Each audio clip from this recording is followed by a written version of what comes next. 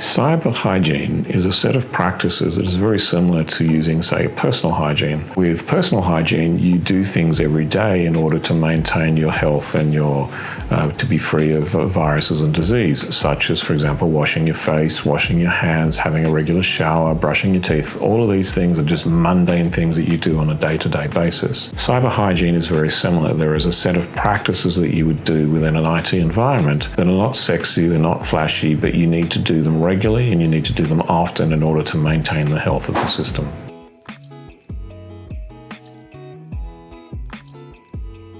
So the benefits of cyber hygiene, the name roughly speaks for itself. It is a way of keeping your network up to date and clean and makes the risk of having some kind of incident much, much lower.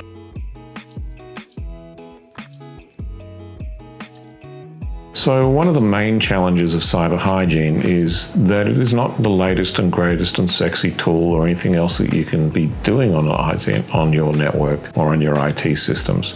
It is simply a set of practices that you need to do on a regular basis.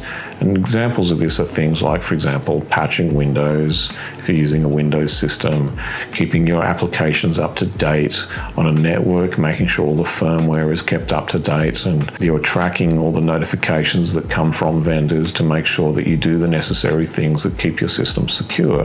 This is very, very time consuming. It's not particularly interesting. It can be automated to a certain extent, but you still need somebody that oversees and manages it and makes sure that these things happen.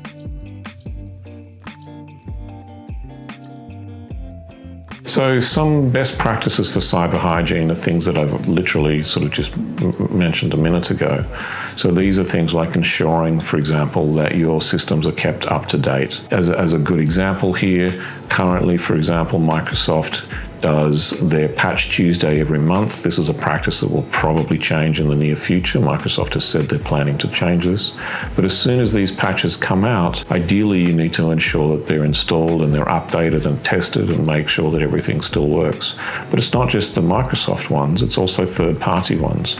So a lot of systems, for example, may be using Adobe Reader, or they may be using Chrome, or they may be using Firefox, or any number of applications. And any of these applications can be a way potentially for an attacker to break into a system. So that's just literally on the workstation or operating system side.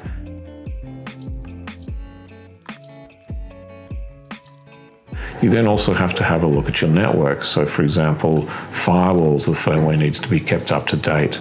The VPN system perhaps potentially needs to be kept up to date. If you're using two-factor authentication systems, potentially they need to be kept up to date. There's a whole range of things that each company or each organization needs to literally sort of list and track and make sure that they're keeping up to date on a regular basis.